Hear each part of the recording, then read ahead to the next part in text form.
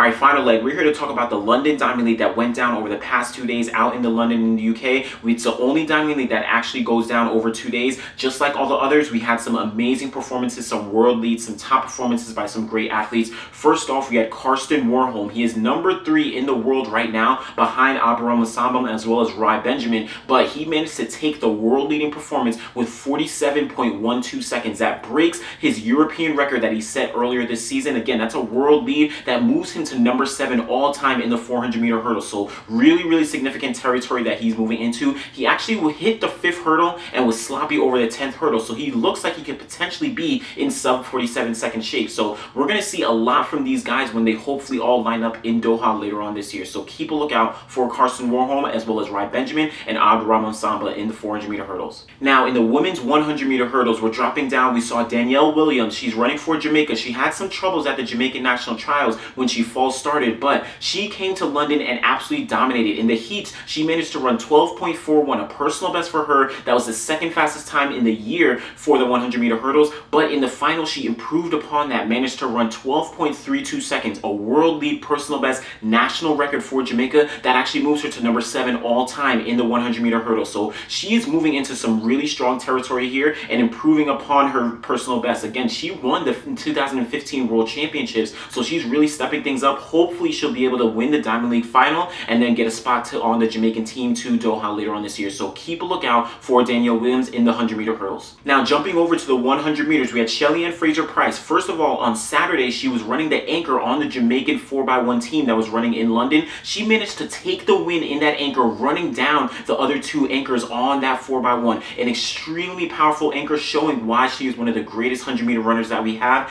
Then she managed to come back on Sunday for prelims in the 100 meters and then finals. In the finals, she managed to take the win comfortably in 10.78 seconds. That's actually the 3rd time that she's run under 10.80 seconds this season. She is showing that she's timing things very well. She's coming off that pregnancy she had in 2017, and she is really going for gold in Doha later on this year. So keep a lookout for Shelly-Ann Fraser-Pryce in the 100 meters. She's going to have a lot of competition, but she is definitely going to be one of the favorites for the 100-meter gold. Now in the men's 200 meters, we had a really strong field. We didn't have some of the top players, but from China, we had Xie Zhenye. He managed to run a personal best, Asian record, national record, all those allocates of 19.88 seconds. That moves him to number 6 in the world this year. Really strong performance. We didn't really see him as a player earlier on this year, but this shows that he's definitely going to be contending for a medal and a spot on the podium later on in Doha. So keep a lookout for Xie Zhenye.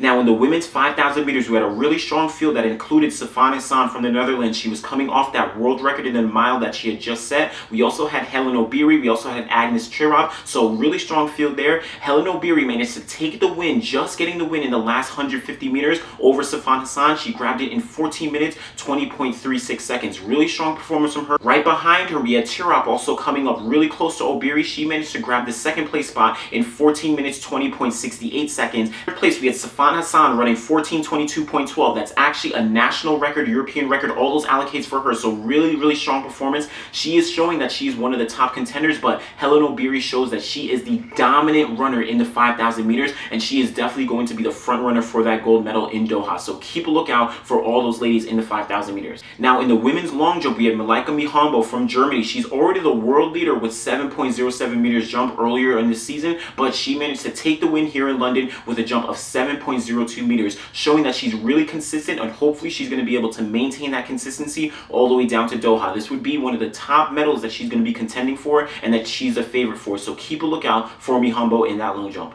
Now in the men's 100 meters, we had a really strong field. It didn't include Christian Coleman, Justin Gatlin, but we had some really strong guys. 5 guys managed to dip under the 10-second barrier. First off, led by Akani Simbine from South Africa. He managed to get the win in 9.93 seconds. Right behind him from Great Britain, we had Zharnel Hughes. He grabbed the 2nd place spot in 9.95 seconds. Then in 3rd, we had Yohan Blake. He managed to get 9.96 seconds. Then Koike from Japan, he managed to get a 9.98. Finally, rounding things out, we had Degrasse from Canada. He's really been rounding into form coming off the injury from a couple years ago. He managed to get that final 5th spot in 9. 9.99 seconds. So a lot of guys in that sub 10 range. We're going to see who's going to be contending for some of those top medals. Of course, Christian Coleman, Justin Gatlin, they probably are going to go for those top 2 medals, but these guys may be able to sneak in for a medal, either 3rd place, 2nd place. You never know. If Christian Coleman doesn't hold things together, we could see the gold taken out of his hands or out of Justin Gatlin's hands. So keep a lookout for all these guys in the 100 meters.